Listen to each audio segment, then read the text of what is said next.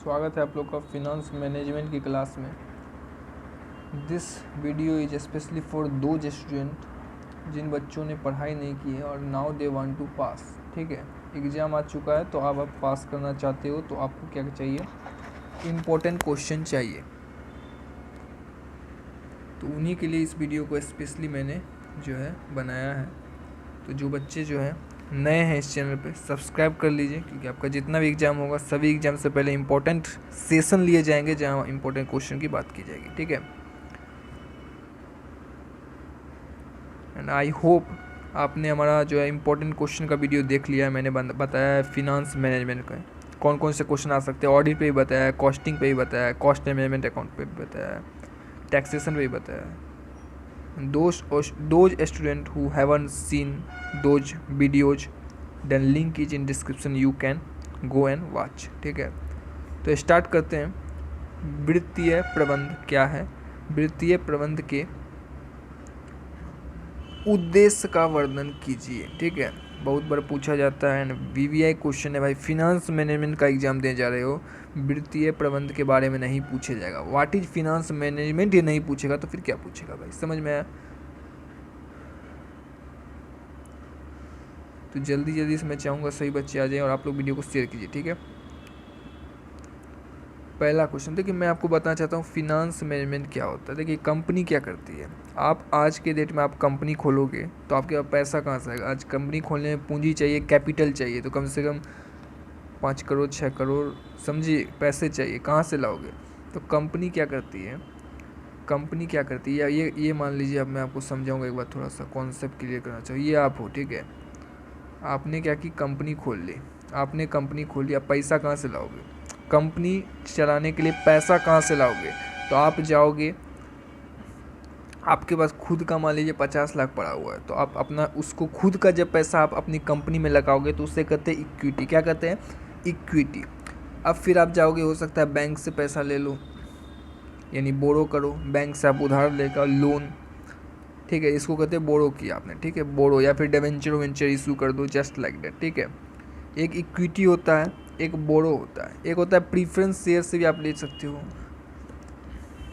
एक second, bank हो गया, डिवेंचर से इक्विटी में हो गया। ठीक है, इक्विटी, बैंक और डेप्ट। डेप्ट ऑब्वियसली बात है, डिवेंचर होल्डर, इन सब से पैसे लेके आओगे। अब आपके मान लीजिए आपने इक्विटी आपने मान लो 20 लाख की थी, 50 लाख बैंक से ले आए, 50 लाख डेप्ट से ले आए, यानी 1 करोड़ 20 लाख का आपने 1 करोड़ 20 लाख का जो आपने पूंजी लाया। तो इस पैसे से क्या करोगे? इस पैसे से आप जाओगे फर्नीचर खरीदोगे, कंप्यूटर लैपटॉप जो कि एक कंपनी में ज़रूरी है, फर्नीचर खरीदोगे, उसके बाद जो है रॉ मटेरियल खरीद के लाओगे, उसे बनाओगे, मैन्युफैक्चर करोगे, बेचोगे, ये सब काम आप शुरू कर दोगे। नाउ जब आप इस पैसे से कमाओगे, अब आपने 1 करोड़ 20 लाख रुपए से आपने अब कमा लिया 1 करोड़ 50 लाख रुपये। समझो, 1 करोड़ 50 लाख रुपये, यानी 1.5 CR का मतलब होता है 1 करोड़ 50 लाख। 1 करोड़ 50 लाख रुपये आपने कमाया, तो आपने प्रॉफिट कितना कमाया? सर 30 लाख रुपया का हमने प्रॉफिट कमाया। ठीक है, अब भैया आपने जो बैंक से पैसा लिया, इक्विटी से लिया, बैंक से लिया और डेब्ट से लिया, अब इक्विटी को आप क्या दोगे? डिविडेंड दोगे, डिवेंचर को इंटरेस्ट और बैंक को इंटरेस्ट दोगे, दोगे कि नहीं? This is what finance management भाई। यही तो फिनांस मैनेजमेंट है कि आपने पैसा लिया, उस पैसे से कमाया, उस पैसे से कमाने के बाद अब जिन से पैसा लिया उसे चुका रहे हो। This is finance management. Business यही तो कर रही है आज, यही चीज़ को समझ के ही तो बड़ी बड़ी कंपनियां चल रही है। समझ में आया? तो इसको कहते हैं पैसे को मैनेज करना। समझ में आया?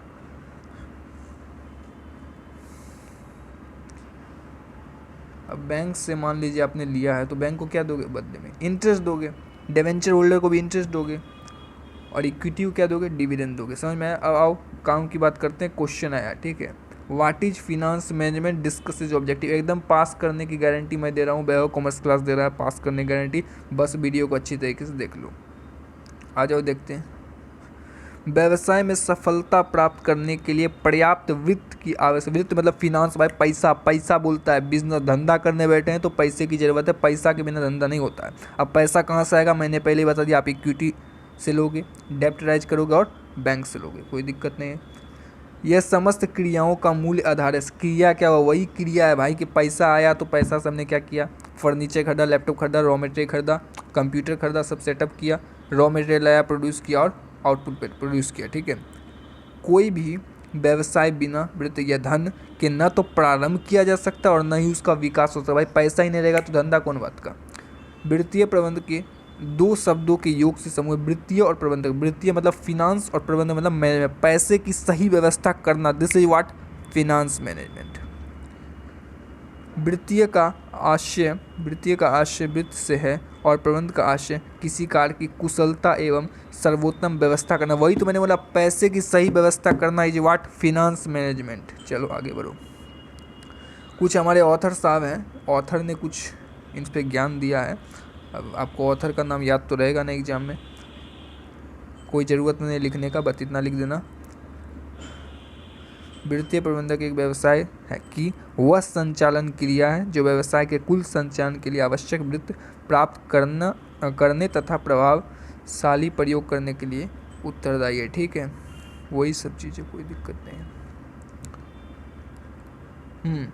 व्यवसाय की सफलता में वित्त का महत्वपूर्ण योगदान है। गलत बोल रहा हूँ क्या? वित्तीय प्रबंध का भूतपूर्व उद्देश्य व्यवसाय में स्वामियों का हित अधिकतम करना है, ठीक है। वही सब बात है भाई, वही सब बात बना बना के लिखा जा रहा है और कुछ बात नहीं है। मेन मुद्दे पर आते हैं। हमने आपको बता दिया फिनांस मैनेजमेंट क्या होता है। इसके ऑब्जेक्टिव की बात अगर करें तो एक होता है प्रॉफिट मैक्सिमाइजेशन, एक होता है वेल्थ मैक्सिमाइजेशन, एक होता है लाभ को अधिकतम करना। भाई इसका ऑब्जेक्टिव ही, आप बिजनेस करने बैठे हो तो आपका यह है कि भाई प्रॉफिट आज अगर 20 लाख कमाया तो कल 30 कमाऊँ, फिर 50 कमाऊँ। इस तरीके से आपका जो वेल्थ मैक्सिमाइज करना और प्रॉफिट मैक्सिमाइज करना आपका जो मेन ऑब्जेक्टिव होता है, ठीक है। आइए देखते हैं।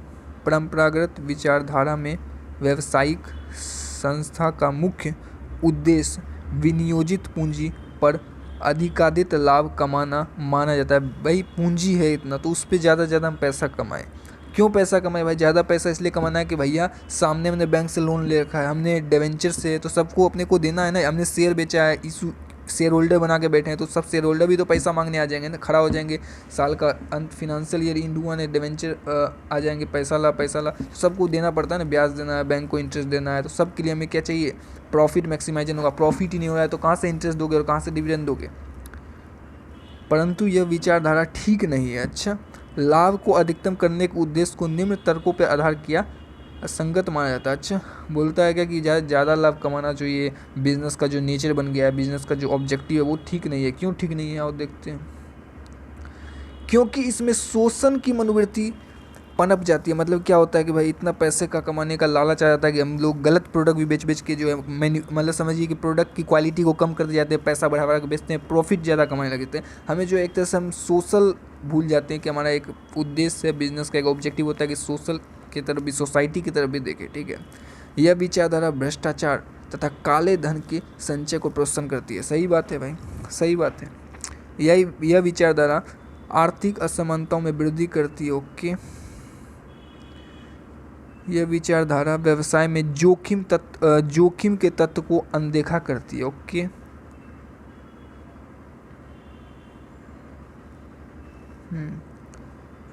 लाभ की मात्रा जितनी अधिक होगी जोखिम की मात्रा भी उतनी अधिक होगी। भाई देखो भाई, प्रॉफिट कमाना है, अगर आपको प्रॉफिट कमाना है तो रिस्क लेना होगा। सबसे बड़ा एक एंटरप्रेन्योर का भी ये भी तो है कैरेक्टर है कि भाई रिस्क टेकिंग होता है, ठीक है।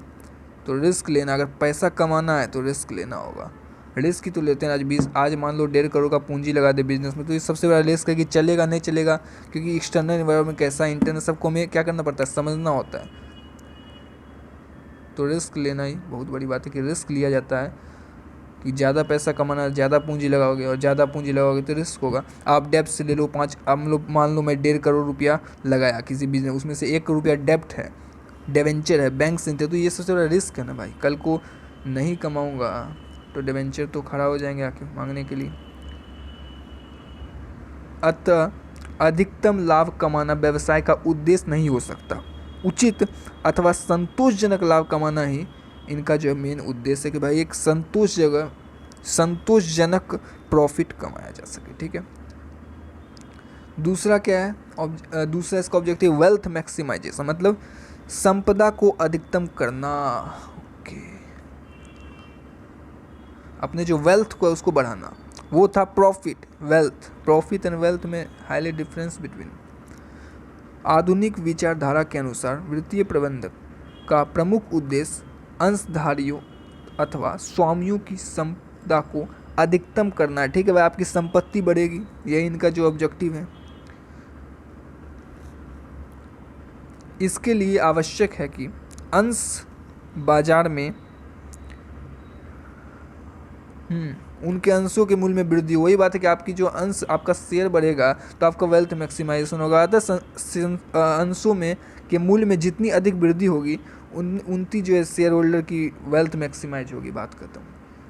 बना के लिखना है, ठीक है, कोई दिक्कत नहीं, समझ में आना चाहिए। आओ दूसरा क्वेश्चन देखते हैं। एक क्वेश्चन हुआ ना, समझ में आया कि नहीं? समझ में आया कि नहीं? पहला क्वेश्चन समझ में आया कि नहीं भाई? 20 नंबर के लिए आएगा एक क्वेश्चन और फोड़ के जाएगा, ठीक है, फोड़ के आना एग्जाम में। पहला क्वेश्चन हो गया, 10 मिनट लगा, पहला क्वेश्चन निपटा दिया। आगे से कोई पूछ ले कि फिनांस मैनेजमेंट क्या होता है, बोल देना भाई पैसे की व्यवस्था ही तो करते हैं ना, पैसे को कैसे मैनेज करना है उसी को कहते हैं फिनांस मैनेजमेंट। एक निगत की श्रेष्ठ या उत्तम पूंजी संरचना से आप क्या समझते हैं भाई? कैपिटल स्ट्रक्चर से आप क्या समझते हो? एक उत्तम पूंजी संरचना में जो मौलिक गुण होना चाहिए उसका विवेचना कीजिए। अच्छा, यानी कि उसकी क्वालिटीज को बताना है, ठीक है। देखो कैपिटल स्ट्रक्चर क्या होता है, कैपिटल स्ट्रक्चर क्या होता है, एक बात समझना भाई।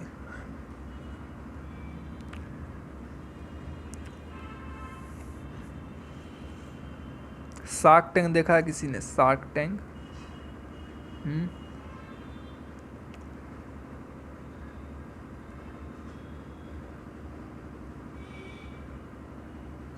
किसी बंदे ने शार्क टैंक देखा है? जब शार्क टैंक में एक बंदा आता है और वो पिच करता है, वो बोलता है सर मुझे 50 लाख चाहिए, 2% इक्विटी दूंगा मैं, ठीक है।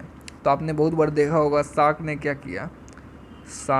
किया, बोला कि भाई 50 लाख, बोला भाई मैं तेरे को, उन्होंने क्या किया, बोला मैं तेरे को 25 लाख इक्विटी दूंगा 2% पे, 25 लाख रुपया दूंगा 2% इक्विटी पे, और बोलते हैं 25 लाख डेप्ट दूंगा 12% इंटरेस्ट पे। कभी सुना है? अगर किसी बच्चे ने देखा होगा तो वो सुना होगा भाई ये क्या कर रहे हो आप। उस बंदे ने आपसे मांगा 50 लाख 2% इक्विटी पे, और आप बोल रहे हो कि भाई मैं तुझे दूंगा 25 लाख 2% इक्विटी और 25 लाख का मैं आप तुझे डेप्ट दूंगा 12% ब्याज से, तू मुझे लौटा देना। क्या बोलती पब्लिक? तो दिस इज व्हाट, ये कैपिटल को स्ट्रक्चर कर रहा है भाई। This is what capital structure, ठीक है। 50 लाख था, ये तो इक्विटी हमने इसे स्ट्रक्चर में बांट दिया कि भाई 50% डेप्ट कर दिया, 50% इक्विटी। समझ में आया ना? चलो इतना समझ में आया, कॉन्सेप्ट क्लियर हो गया। कैपिटल स्ट्रक्चर किया जाता है भाई डेप्ट इक्विटी में, ठीक है। इक्विटी के अंदर क्या आता है बताता हूँ, एक बात और बताना चाहूँगा भाई। ये इक्विटी लिखने में मेरे को नहीं हो रहा है, ठीक है, समझो बात को, समझ लो बात। ये इक्विटी है, इक्विटी के अंदर क्या आता है, एक आता है इक्विटी शेयर कैपिटल, एक आता है इक्विटी शेयर कैपिटल, एक आता है रिजर्व एंड सरप्लस। समझ में आया? इक्विटी के अंदर क्या क्या आता है? इक्विटी के अंदर कोई इक्विटी लिख देना तो इसका मतलब समझ जाना भाई उस इक्विटी के अंदर इक्विटी शेयर कैपिटल भी है और रिजर्व एंड सरप्लस भी है, बस और क्या चाहिए। बहुत है भाई, बहुत है इतना। आओ अब बात करें भाई, कॉन्सेप्ट भी जरूरी है भाई, थोड़ा बता देता हूँ।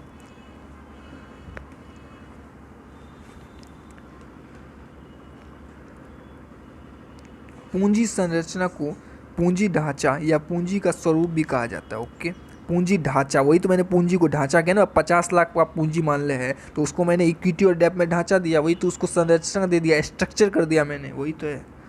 पूंजी संरचना वित्तीय नियोजन का महत्वपूर्ण अंग है। प्रत्येक कंपनी के कार्य को सुचारू ढंग से संचालित करने के लिए पूंजी की उचित मात्रा का अनुमान लगाना होता पूंजी की उचित मात्रा का अनुमान लगाने के बाद यह निर्धारित किया जाता है कि आवश्यक पूंजी किन किन वित्तीय संदर्भ में कितनी कितनी मात्रा में एकत्रित की जाए।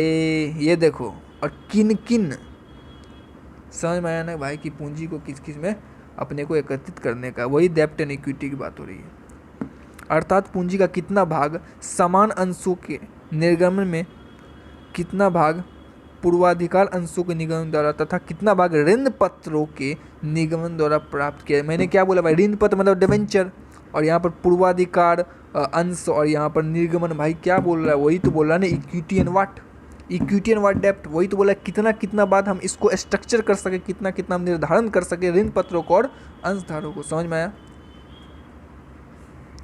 पहले ही मैंने समझा दिया, बस उसी को लिखा गया है, बस बढ़ा चढ़ा के समझते जाओ, जितना बता रहा हूँ उतना समझते जाओ और लिख खाओगे नंबर मिलेगा भरपूर। एक बात सुन लो भाई, जब एग्जाम में मान लो आप लिखोगे, ठीक है, एक बात सुनो, मैं आपको बहुत ज़बरदस्त बात बता रहा हूँ। एग्जाम में मान लो ये आप आंसर लिख के आए इस तरीके से, तो ऐसे क्या करना, पॉइंट पॉइंट में आंसर देना, ठीक है। जैसे कि मान लो ये है, तो ये एक पॉइंट दे देना, पॉइंट दे के, बुलेट पॉइंट दे के आंसर लिखोगे तो क्या है, पेज ऐसे पूरा पैराग्राफ की तरह कहानी मत लिखना, ठीक है। पैराग्राफ की तरह कहानी नहीं लिखना, आप लोगों को बुलेट पॉइंट लिख के आना है। बुलेट पॉइंट में आप लोगों को हर क्वेश्चन को पॉइंट में आप लोगों को लिखना है, ठीक है। और अंडरलाइन करते जाना, जैसे कि मान लो यहाँ पर आप लोग, जैसे कि मैंने यहाँ बताया, तो यहाँ आपको अंडरलाइन कर देना है पूर्वाधिकार अंश, ऋण पत्रों के निगमन, इस सब को अंडरलाइन कर देना मेन पॉइंट को, तो नंबर मिलने के चांसेस भी ज़्यादा हो जाते हैं। एक अनुकूलतम या संतुलित पूंजी संरचना वह होती है जिसमें इन प्रतिभूतियों का अनुकूलन मिश्रण हो। दूसरे शब्दों में, संतुलित पूंजी संरचना से आश्रय कंपनी के पूंजीकरण में प्रतिभूतियों के ऐसे मिश्रण से है जिसके व्यवसाय के स्वामियों के हितों की सुरक्षा एवं अनुकूलतम आय प्राप्त हो सके।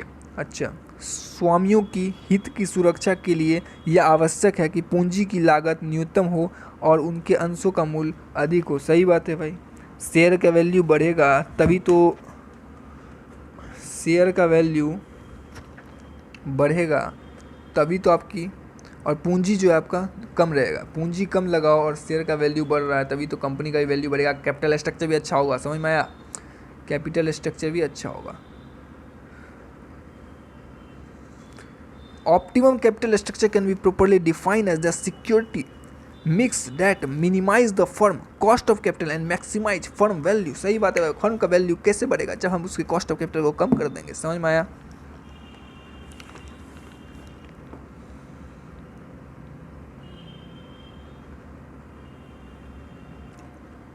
सभी लोग इस फॉर्मूला को नोट करो। तो फॉर्मूला जो मैं लिखा रहा हूँ ना,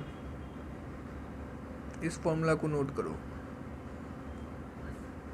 क्या लिखा है मैंने लिखा है वैल्यू ऑफ फर्म, आप लोग फुल लिखो, value of firm equal to, लिखो value of firm equal to EBIT यानी earning before interest and tax by KO। KO का मतलब होता है cost of capital, cost of capital. ये फॉर्मूला है for calculating value of firm. Value of firm अगर आपको निकालने का है तो क्या करोगे, EBIT earning before interest and tax divide by KO cost of capital. और अगर KO निकालने का है तो क्या करोगे, तो वैल्यू ऑफ फर्म यहाँ आ जाएगा, EBIT by value of firm. ये फॉर्मूला भी चिपका करना, नंबर मजा आएगा, मिलेगा नंबर। फॉर्मूला भी चिपका कर जाना, ठीक है। फॉर्मूला लिख लिया ना, ठीक है। इसके विशेषताओं के बारे में देखते हैं, ठीक है। कैपिटल स्ट्रक्चर की विशेषता क्या है? पहला तो भाई सिंपल है, सरल है, ओके, पढ़ लो, कुछ सरलता के बारे में ही पढ़ो। प्रबंध की सुविधा को ध्यान में रखते हुए कंपनी की पूंजी संरचना सरल होनी चाहिए। यदि प्रारंभ में पूंजी संरचना की योजना जटिल होगी तो भविष्य में अतिरिक्त पूंजी की व्यवस्था करना कठिन कार्य होगा। सही बात है भाई, सरल रखो। अगर कठिन रखोगे, अगर जटिल रखोगे, कॉम्प्लेक्स रखोगे तो भाई पूंजी जो बाद में अगर सोचोगे पूंजी लेके आए तो वो थोड़ा कठिन हो सकता है, ठीक है। फ्लेक्सिबल मतलब लोचपूर्णता, लोचपूर्णता का आशय भावी परिस्थितियों के अनुकूल परिवर्तन लाने की क्षमता से होता है। एक अनुकूलतम पूंजी संरचना में लोच का भी गुण होना चाहिए ताकि आवश्यकता पड़ने पर अतिरिक्त पूंजी प्राप्त हो सके। वही बात है, ठीक है, कोई दिक्कत नहीं है। मिनिमम कॉस्ट,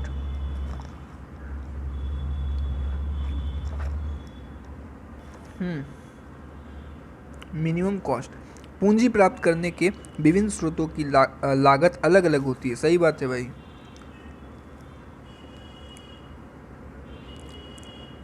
विभिन्न स्रोतों का मिश्रण इस प्रकार होना चाहिए जिससे आवश्यक वित्त की प्राप्ति नहीं होती। वही बात है भाई, पूंजी कहाँ से प्राप्त करोगे? नहीं बताओ ना, पूंजी प्राप्त कहाँ से करोगे? इक्विटी से, इंटरेस्ट से और डिबेंचर से। इंटरेस्ट करते हैं बैंक से, हाँ।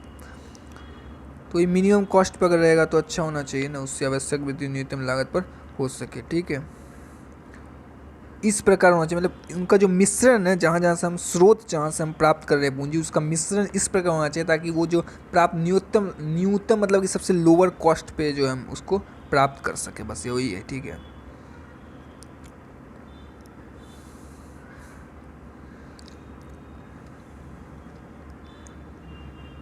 देखिए, एक सबसे बड़ी बात है कि यार हिंदी मीडियम वालों, थोड़ा पॉइंट अगर कोई ऑथर ने कुछ कहा है ना तो उसको इंग्लिश में भी लिख दोगे तो वाट बढ़ जाता है, समझ में आया?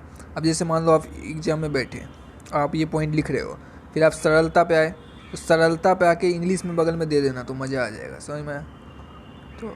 तो पढ़ा दिया, वही PDF है, ठीक है, पढ़ा दिया। आओ अगला देखें, मैक्सिमाइजिंग रिटर्न, ठीक है। मैक्सिमम रिटर्न, तो ज़्यादा रिटर्न आना चाहिए ना। किसी कंपनी के लिए सर्वोत्तम एवं आदर्श पूंजी का ढांचा वह होगा जिसके आधार पर कंपनी लाओ। वही बात, ऐसा पूंजी लाओ भाई जिससे हम प्रॉफिट कमा सके, प्रॉफिट जो है क्या कर सके, प्रॉफिट को मैक्सिमाइज कर सके, ठीक है। और अर्निंग पर शेयर, अधिकतम अर्निंग पर शेयर मतलब क्या होता है कि भाई एक शेयर पर कितना रुपया कमा रहे हो, ठीक है, उसको कहते हैं earning per share. Earning per share कैसे निकलता है पता है? अर्निंग पर शेयर कैसे निकलता है? Earning available for equity share holder, earning available for equity share holder, उसको डिवाइड कर दो किससे? Number of share. समझ में आया? तब निकल जाता है अर्निंग पर शेयर। प्रैक्टिकल पढ़ोगे तो बहुत ही मज़ा आएगा, इसका क्वेश्चन आता है अर्निंग पर शेयर बराबर earning available for equity share. ये लिखा हुआ अर्निंग अवेलेबल फॉर, मैं शॉर्ट में लिख रहा हूँ, आप फुल में लिखिएगा, बाय नंबर ऑफ शेयर। समझ में आया? Sir earning available for equity share लिखा, आपने नेट प्रॉफिट क्यों नहीं लिखा? भाई मान लें नेट प्रॉफिट आप लिख दो, अरे नेट प्रॉफिट में से प्रीफरेंस का डिविडेंड घटेगा तो उसके बाद जो पैसा आएगा वो इक्विटी शेयर होल्डर के लिए, ठीक है। आप net profit is not profit for owner, net profit से अपने को प्रीफरेंस को डिविडेंड देना होता है, तो प्रीफरेंस को डिविडेंड देने के बाद, प्रीफरेंस शेयर होल्डर को डिविडेंड देने के बाद जो पैसा बचता है वो होता है इक्विटी शेयर होल्डर का, क्योंकि as we know that equity share holder are the owner of a company, ठीक है। तो इसलिए अर्निंग पर से निकालने के लिए अर्निंग अवेलेबल इक्विटी शेयर लिखेंगे, ठीक है। फेयर कैपिटलाइजेशन, लाइक कर दो भाई वीडियो को इसी बात पे, ठीक है, लाइक कर दो, इतनी मेहनत कर रहे हैं आप लोग के लिए तो लाइक करो, वीडियो को शेयर करो, और क्या। हर बच्चा पास हो हमारा वीडियो देखकर भाई, बहुत बच्चे फेल हो जाते हैं भाई जानता हूँ, ग्रेजुएशन में प्रमोटेड लिखा जाता है, पेंडिंग आ जाता है, तो ऐसा नहीं हो, और क्या। इतना पैसा लगता है भाई, फॉर्म भरने में पैसा लगता है, देन आफ्टर फेल हो जाते हो तो बहुत ही दुख की बात है। और हमारे जैसा चैनल अगर रहते हुए भी बच्चा फेल हो रहा है तो बहुत ही शर्म की बात है, ठीक है। तो आप लोग को चाहिए कि इसे शेयर करें ताकि ज़्यादा से ज़्यादा बच्चा का भला हो सके, क्योंकि वो साल भर पढ़ते नहीं और फिर अभी इधर उधर करेंगे तो कोई फ़ायदा है नहीं, ठीक है। उससे जब वीडियो में मिल रहा है आपको, क्वेश्चन मिल रहा है, और इसमें ट्रू फॉल्स सबसे बड़ी बात है नहीं मिलेगा आपको, ठीक है। डायरेक्ट 5 क्वेश्चन रहेगा, एक क्वेश्चन 10 क्वेश्चन रहेगा 5 बनाने का, तो अगर 3-4 क्वेश्चन मैं बता देता हूँ उसमें से मिल गया तो आपका तो भला हो जाएगा। कंपनी के उत्तम पूंजी संरचना के लिए वह आवश्यक है कि पूंजी की मात्रा व आवश्यक दोनों में सामंजस्य होना चाहिए, ठीक है। पूंजी संरचना इस प्रकार होनी चाहिए जिससे न तो अति पूंजीकरण हो और न ही अल्प पूंजीकरण हो, बल्कि व्यवसाय के लिए उचित पूंजी होना चाहिए, ठीक है। स्टैट्यूटरी लिमिटेशन मतलब वही हुआ कि कुछ लॉ एंड रेगुलेशन ने कुछ लिमिटेशन लगा दिए, ठीक है। प्रत्येक देश के विभिन्न अधिनियमों के अंतर्गत यह प्रावधान किया गया है कि देश के कार्यरत व्यवसायी संस्था के पूंजी ढांचों में प्रतिभूति के बीच मिश्रण अनुपात क्या होनी चाहिए। अतः संस्था की पूंजी ढांचा वैधानिक मान्यता का, वही बात है, पूंजी को इस तरीके से स्ट्रक्चर करो, कैपिटल स्ट्रक्चर इस तरीके से स्ट्रक्चर करो जो भाई हमने प्रावधान में लिखा हुआ है, ठीक है, as per statutory law and regulation. बस काम क्लियर है भाई, कोई दिक्कत नहीं। आ जाओ।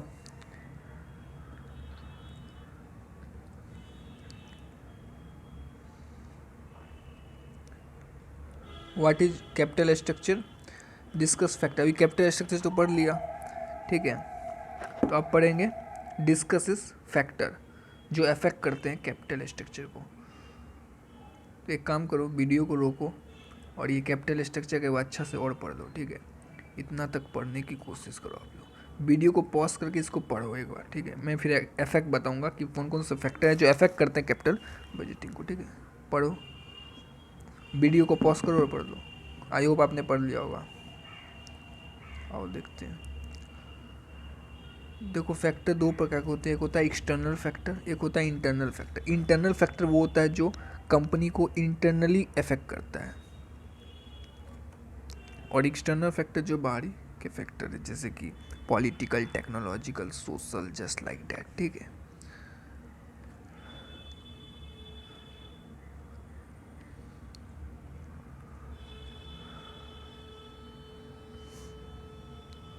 तो इंटरनल फैक्टर कौन कौन से सर, और एक्सटर्नल फैक्टर कौन कौन सा, वो देखते हैं।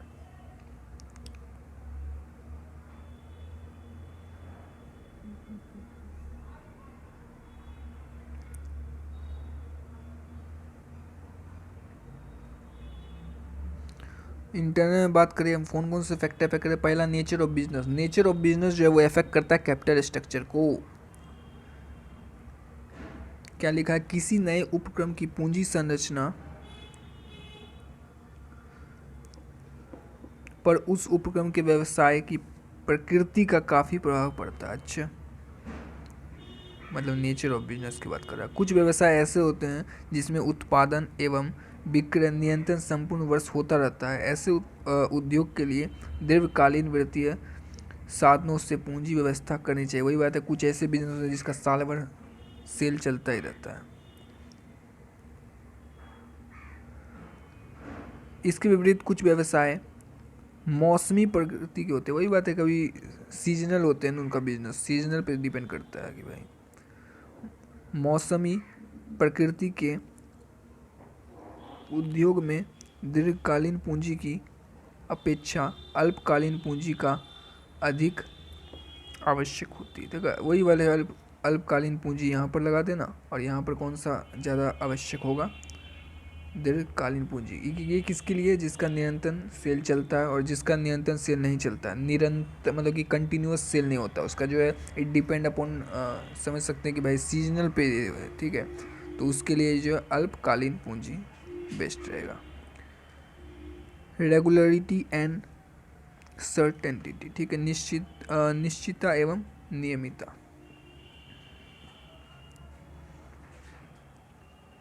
पूंजी संरचना ढांचे का निर्धारण बहुत कुछ इस बात पर निर्भर करती है कि भविष्य में कंपनी की आय नियमित एवं निश्चित रूप से होती रहेगी अथवा नहीं। वही बात है, निश्चित है कि नहीं भाई, सर्टेनिटी है कि या अनसर्टेन है कि भाई फ्यूचर में बिजनेस इस तरह से चलते रहेगा, गोइंग कंसर्न रहेगा कि नहीं, कल को ऐसा नहीं हो जाए कि कंपनी बंद हो जाए, ठीक है। Structure and assets. आप लोग टेलीग्राम चैनल ज्वाइन कर लीजिएगा, लिंक डिस्क्रिप्शन में है। टेलीग्राम चैनल ज्वाइन कर लीजिएगा, लिंक डिस्क्रिप्शन में है।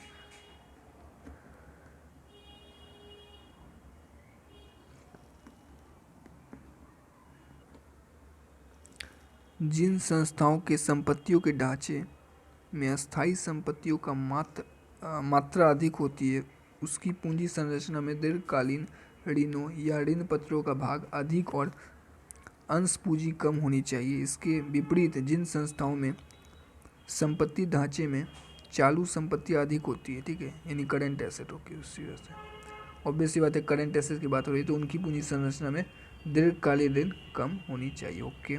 Cost of capital. पूंजी के सभी साधनों की लागत एक समान नहीं होती है। देखो अब पूंजी की ये कॉस्ट ऑफ कैपिटल क्या होता है भाई, आप पैसा लाए, ठीक है, आपने बिजनेस स्टार्ट किया, धंधा लेके बैठे हो, आप पैसा लाए, कहाँ से लाए, इक्विटी से लाए, इक्विटी से लाए, प्रीफरेंस से लाए, डिवेंचर से लाए, समझो बात को। तो भैया उनकी कॉस्ट क्या है, तो कॉस्ट ऑफ इक्विटी निकाला जाता है, cost of preference, cost of debenture. Debenture क्या होता है, कन्वर्टेबल होता है, एक होता है रिडीमेबल, एक होता है इरिडीमेबल। प्रीफरेंस शेयर में होता है, एक होता है प्रीफरेंस मतलब रिडीमेबल प्रीफरेंस, और कॉस्ट ऑफ इरिडीमेबल प्रीफरेंस है। तो भाई उसका जो है कॉस्ट निकाला जाता है, जिसका पार्टिकुलर फार्मूला है। जैसे कि अगर मैं बात करूँ, अगर इरिडीमेबल, रिडीम नहीं होगा,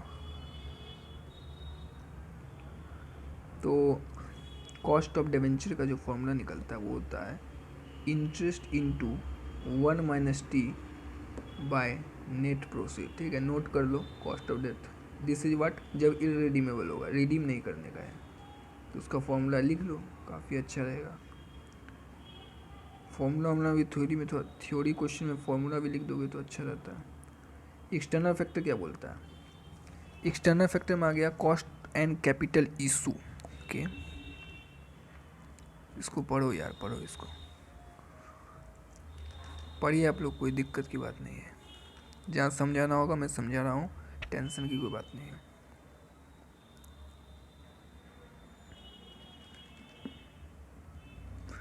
पूंजी प्राप्त करने के लिए प्रतिभूतियों के निर्गमन पर अनेक व्यय करने पड़ते। सही बात है भाई, आज आप धंधा लेके बैठे हो तो कमीशन का खर्चा आएगा, दलाली, वही दलाली कमीशन का खर्चा उर्चा, कोई दिक्कत नहीं। ये सब क्या एक्सटर्नल बाहरी फैक्टर है, दीज आर व्हाट, बाहरी फैक्टर है ये।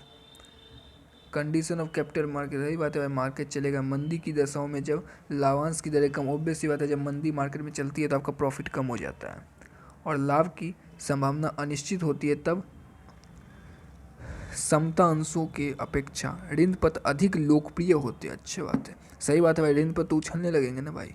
इसके विपरीत तेजी काल में जब लाभ की संभावना अधिक होती है तो ऋण पत्रों के स्थान पर समता अंशों की मांग बढ़ जाती है। चलो ठीक है, कोई दिक्कत की बात नहीं है।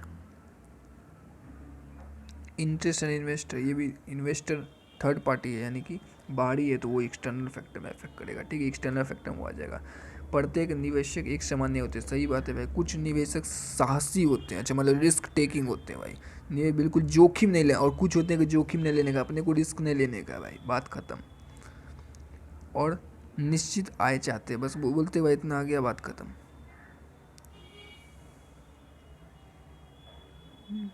ठीक है, इतना लिखो, कोई दिक्कत नहीं है।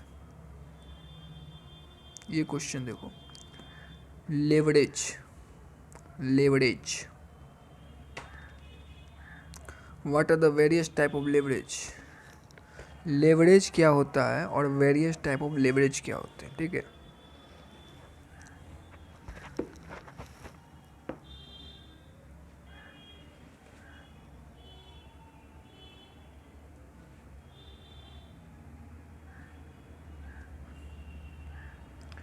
एक होता है ऑपरेशनल लेवरेज, एक होता है फिनेंशियल लेवरेज, एक होता है कंबाइन लेवरेज। समझने की कोशिश करना, तीन प्रकार के लेवरेज होते हैं। ठीक है, operating leverage, financial leverage and combine leverage. तो अपन अगर बात करें ऑपरेटिंग लेवरेज की तरफ, ठीक है, तो ऑपरेटिंग लेवरेज का फॉर्मूला क्या होता है, ऑपरेटिंग लेवरेज का फॉर्मूला क्या होता है,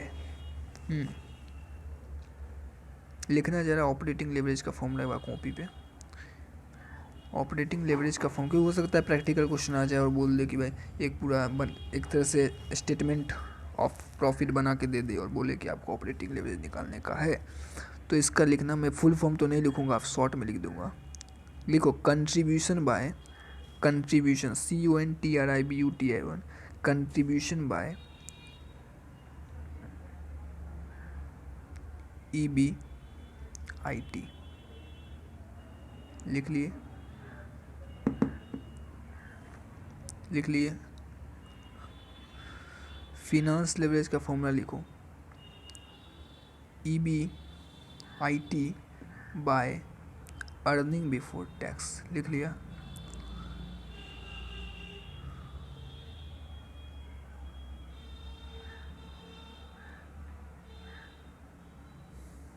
इसका फॉर्मूला लिखो कंबाइन का,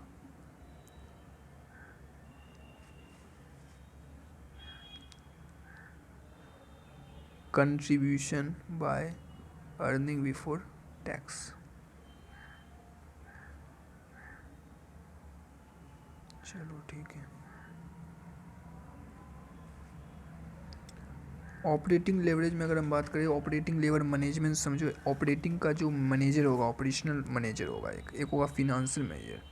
तो ऑपरेटिंग मैनेजर क्या चाहिएगा पता है, वो चाहेगा कि भाई earning before interest and tax zero हो जाए। इसका ये मोटिव रहेगा कि भाई इसको नीचे से कोई मतलब नहीं है, इसको जो है इंटरेस्ट जो है वो आ जाता है फिनेंशियल के लिए, लेकिन ऑपरेटिंग भाई बिजनेस को ऑपरेट करने का जो जहाँ तक इसका अर्निंग भी पॉइंट है, तो ये चाहेगा कि हमेशा EBIT जीरो हो जाए, ये अपना फ्री हो जाए, और ये चाहेगा कि EBT जीरो हो जाए, और ये चाहेगा लेवरेज जो है ना कंबाइन लेवरेज, ये मालिक है, ये चाहेगा भाई अर्निंग पर से जीरो हो जाए। समझ में आया भाई? जीरो क्यों हो जाए सर? अरे भैया लॉस होने से तो अच्छा है जीरो ही रहे भाई, निगेटिव नहीं चल जाए, पॉजिटिव हुआ तो कोई दिक्कत ही नहीं, बट कम से कम ये लोग चाहेंगे ना। अरे आप आज धंधा करने बैठे, आपने 20 लाख पूंजी लगाई, तो आप चाहोगे कम से कम साल के अंदर 20 लाख तो आ जाए भाई।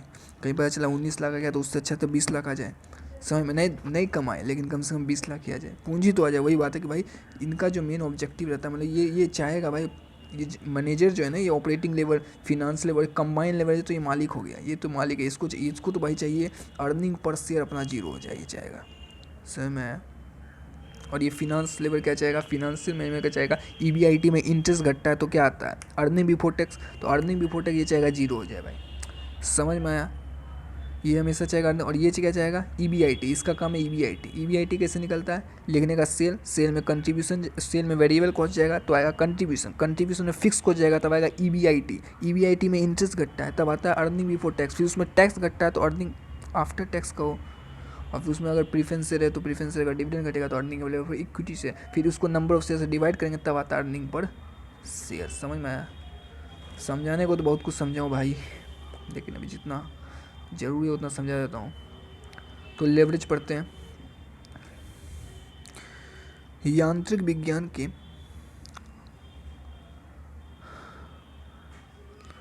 उत्तोलक क्या लिखा है पता नहीं यार। अच्छा देखो, लेवरेज से क्या आशय है भाई, ये कोई नाम होगा, छोड़ो।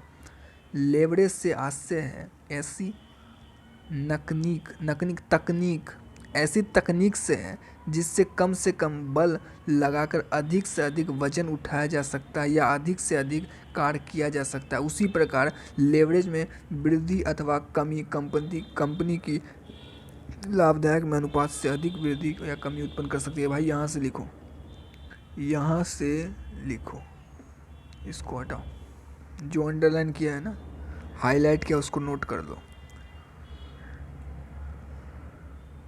लेवरेज अनुकूलता तनी प्रतिकूलता अथवा प्रतिकूलता की उस सीमा को व्यक्त करता है जिसके कारण विक्रय की मात्रा यानी वॉल्यूम ऑफ सेल अथवा डेब्ट कैपिटल की गई थोड़ी सी वृद्धि अथवा कमी से कंपनी के लाभ में अनुपात से अधिक वृद्धि अथवा कमी उत्पन्न हो जाती है। ओके। लेवरेज एक ऐसी स्थिति का प्रतीक है जिसमें संस्था द्वारा स्थिर लागत में कमी या वृद्धि अथवा ऋण पूंजी में कमी या वृद्धि के फलस्वरूप समता अधिक अंशधारियों की आय पर पड़ने वाले प्रभाव का माप किया जाता है। मैंने तो वही बोला कि भाई ऑपरेटिंग लेवरेज क्या चाहेगा कि EBIT जीरो हो जाए, फिनांस में क्या चाहेगा अर्निंग बिफोर टैक्स जीरो हो जाए, और कंबाइन लेवरेज क्या चाहेगा कि अर्निंग पर शेयर जीरो हो जाए। उसी चीज़ को वो पूरा क्या कहानी बना रहा है मेरे को समझ नहीं। डायरेक्ट बोलना भाई।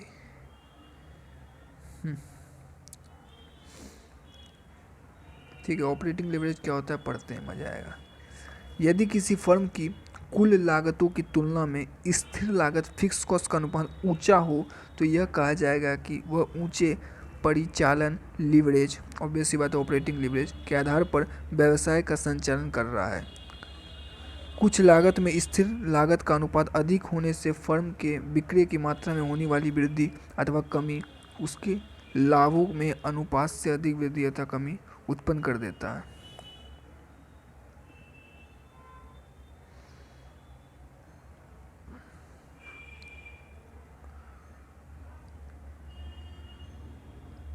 ये देखो फॉर्मूला मैंने लिखवाया था ना, कंट्रीब्यूशन बाय EBIT मैंने पहले ही फॉर्मूला लिखवाया, ठीक है। हाँ, डिग्री ऑफ ऑपरेटिंग लेवरेज अगर रहेगा तो उसमें फिर इसका दो फॉर्मूला होता है, एक मैंने ये लिखवा दिया और ये लिख लो परसेंटेज चेंज इन EBIT बस ये पलटी मार देगा, ठीक है। ये जो ये कंट्रीब्यूशन है ना, ये नीचे आ जाएगा, तो कंट्रीब्यूशन को हम सेल लिखेंगे, एंड जो EBIT नीचे है ये ऊपर चला जाएगा। ये फॉर्मूला लिखो भाई, थ्योरी से अच्छा फॉर्मूला लिखोगे तो ज़्यादा नंबर मिलेगा भाई।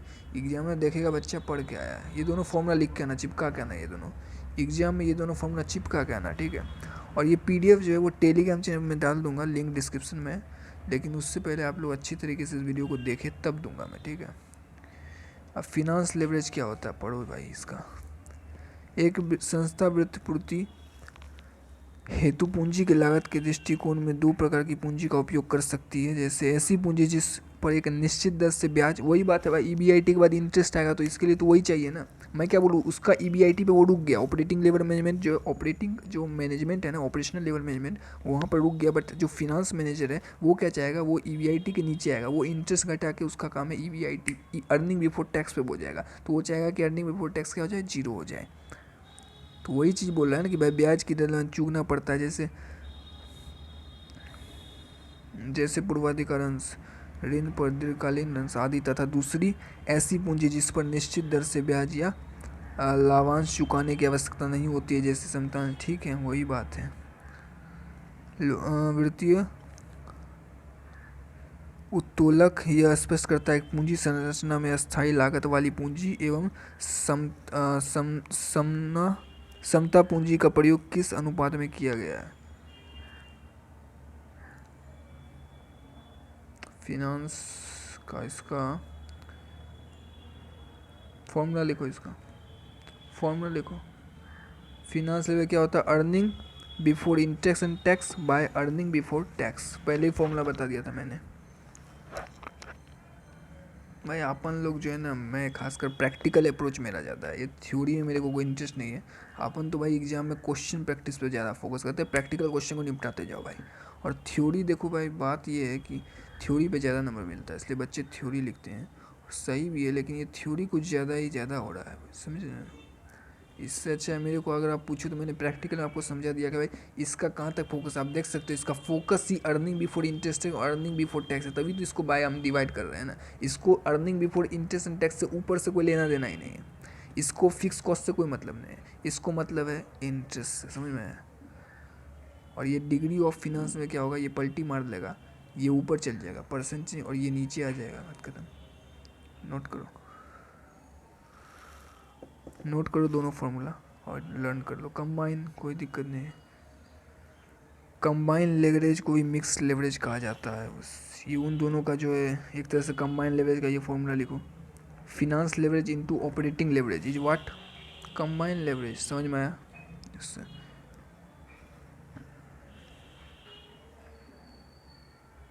कंबाइन लेवरेज कैसे निकलेगा, finance leverage into operating leverage, okay. अब कैपिटल बजटिंग है, ये PDF में दे दूंगा, PDF टेलीग्राम में दूंगा, वहाँ पढ़िएगा ये कैपिटल बजटिंग, ठीक है। PDF दे दूंगा मैं, इतना पढ़ा दिया अभी। 3-4 क्वेश्चन आए थे हमने देखा है, ठीक है।